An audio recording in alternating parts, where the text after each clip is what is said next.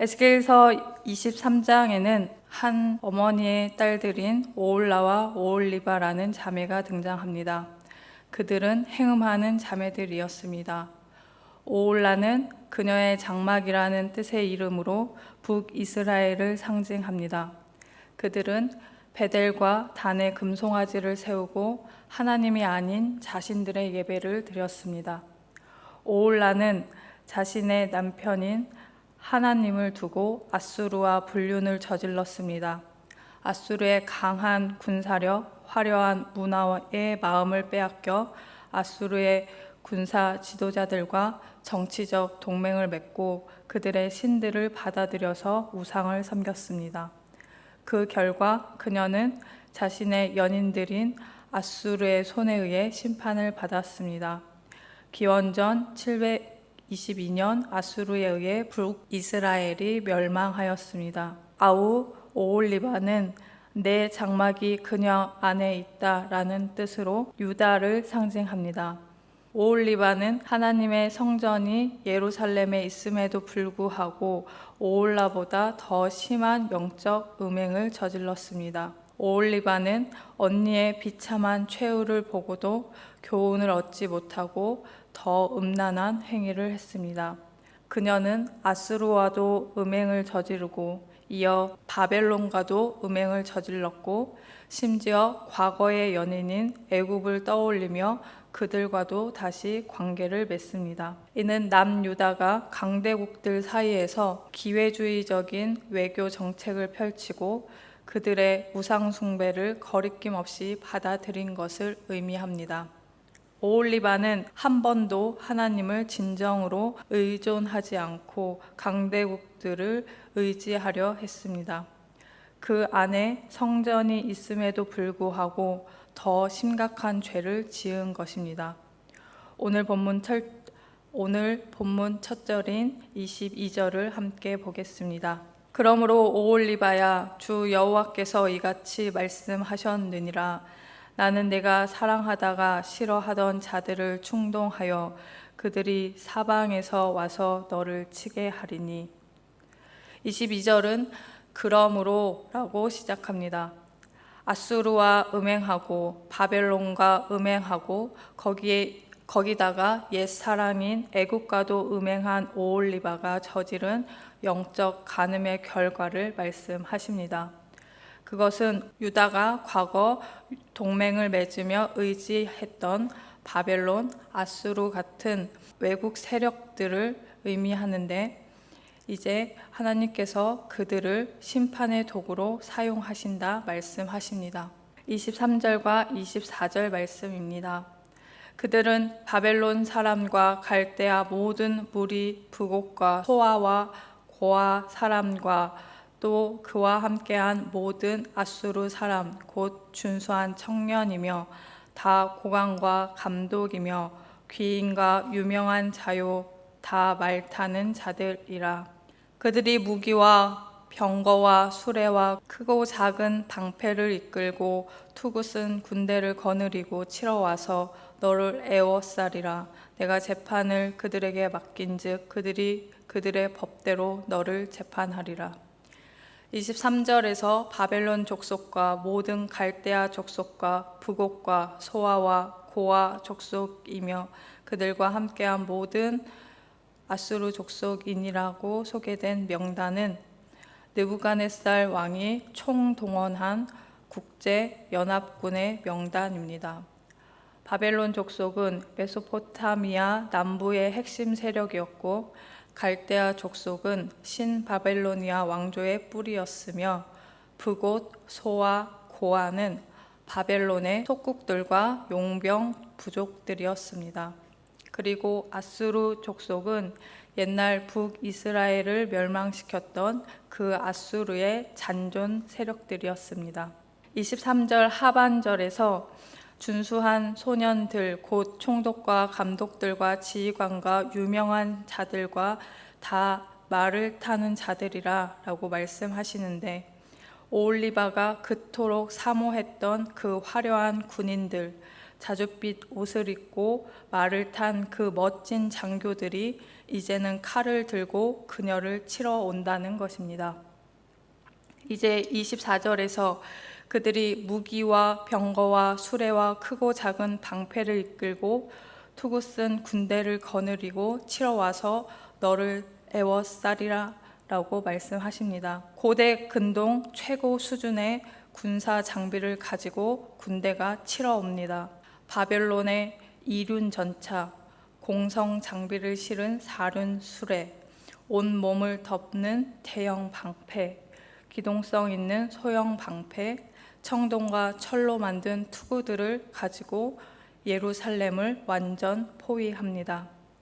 이것은 18개월 동안 예루살렘을 완전히 차단한 포위 전술이었습니다. 그런데 하나님께서 내가 심판권을 그들에게 맡기리니 라고 하십니다. 이것은 바벨론이 멋대로 하는 것이 아니라 하나님께서 심판권을 위임하셨다는 것입니다. 하나님께서 바벨론을 심판의 도구로 사용하십니다. 25절부터는 더욱 끔찍한 일이 일어납니다. 내가 너를 향하여 질투하리니 그들이 분내어 내 코와 귀를 깎아버리고 남은 자를 칼로 엎드러뜨리며 내 자녀를 빼앗고 그 남은 자를 불에 사르며. 코와 귀를 베는 건 함무라비 법전에도 나와 있는 형벌로 고대 근동의 잔인한 처벌 관습이었습니다. 그리고 고대 근동에서 가늠한 여자에게 내리는 극형이었습니다.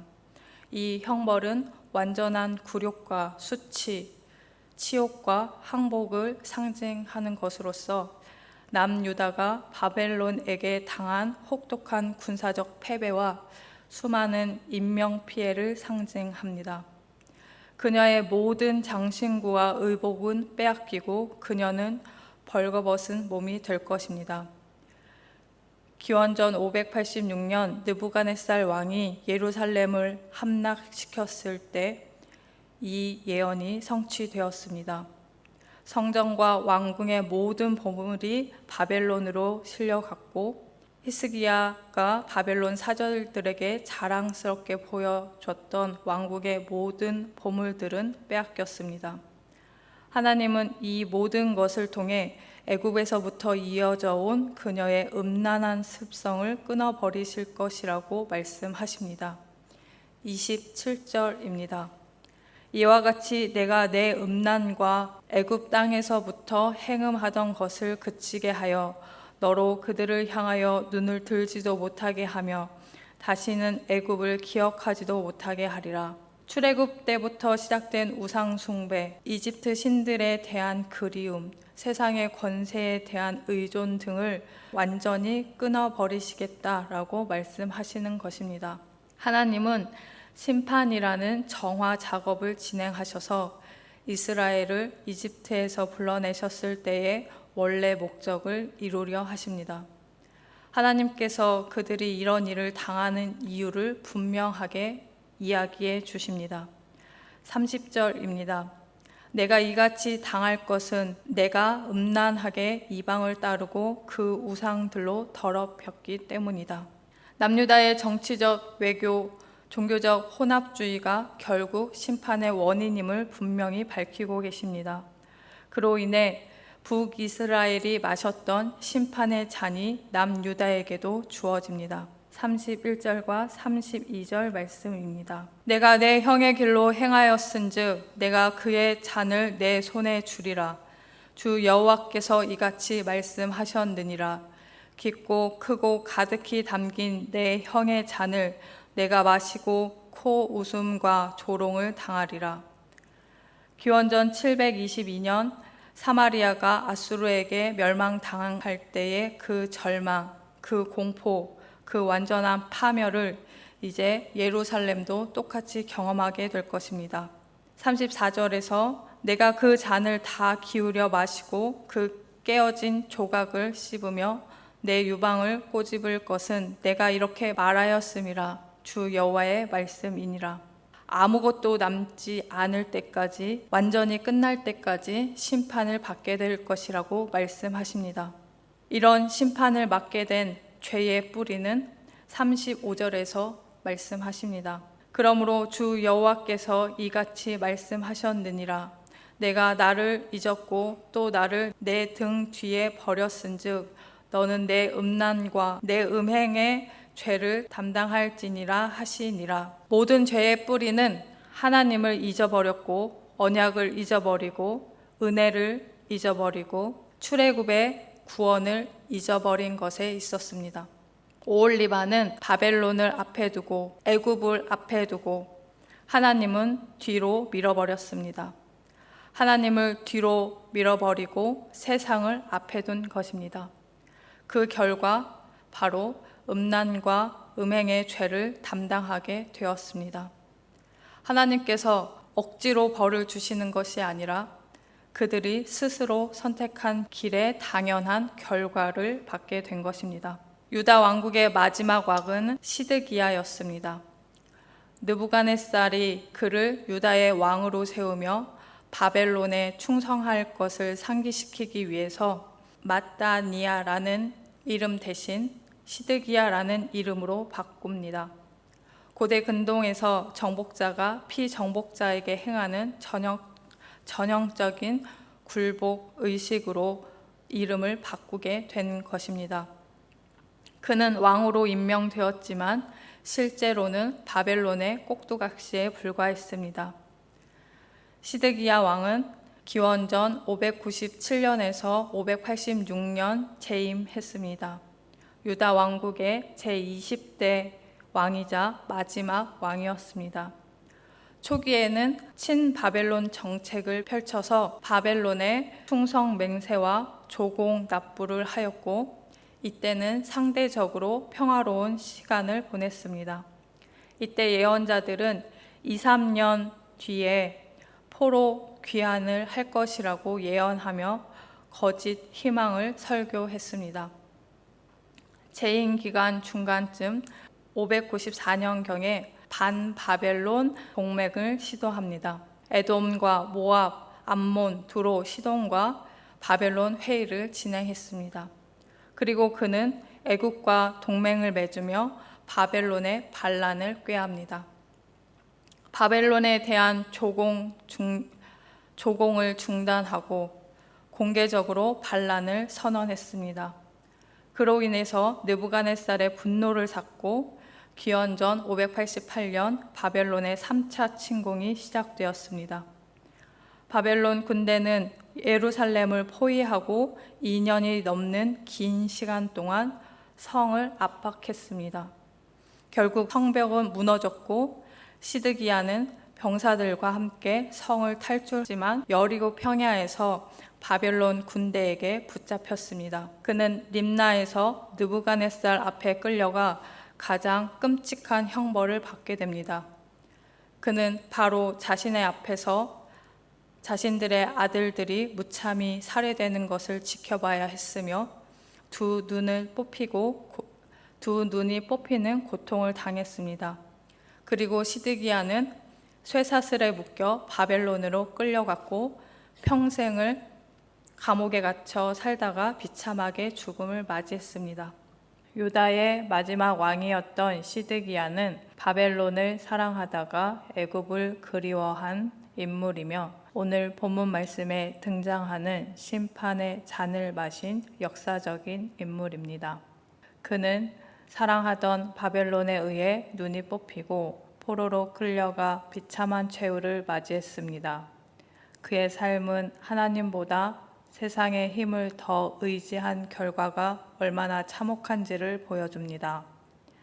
하나님보다 정치적 동맹을 우선시하며 바벨론에서 이집트로 마음을 돌렸지만 결국 두 세력 모두에게 버림받았습니다. 그가 의지했던 바로 그 바벨론이 심판의 도구가 되어 그를 멸망시켰습니다. 우리가 하나님을 떠나 사랑하고 의지하는 모든 것은 결국 우리를 파멸시키는 도구가 될 수 있습니다. 지금 여러분은 무엇을 의지하고 있습니까? 세상의 힘과 방법을 의존하여 이리저리 흔들리지 말고 하나님만을 신뢰하시기 바랍니다.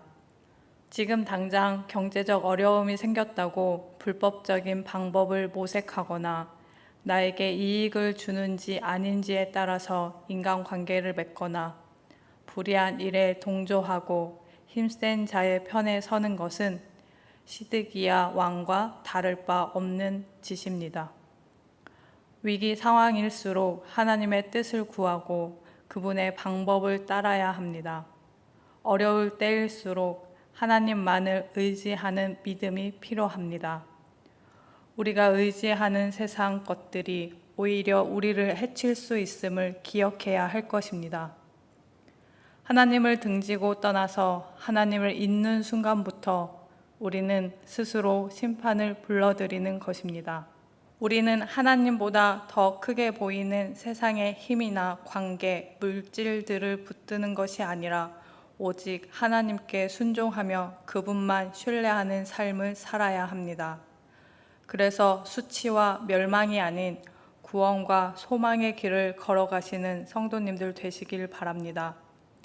시드기야는 예레미야를 통해서 전해진 메시지를 무시했고 결국 멸망의 길에 들어섰습니다. 시드기야는 경고의 메시지가 들려질 때 귀담아 듣지 않았고 회개할 기회를 놓쳐서 큰 고통을 당했습니다.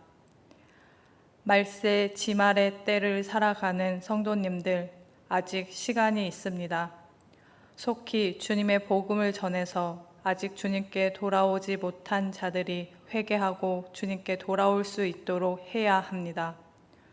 오늘도 삶의 현장에서 세상의 것과 하나님의 것을 구별하고 하나님의 방법으로 살아내시어서 복음을 전함으로 생명을 살리는 성도님들 모두 되시길 예수님의 이름으로 축복합니다.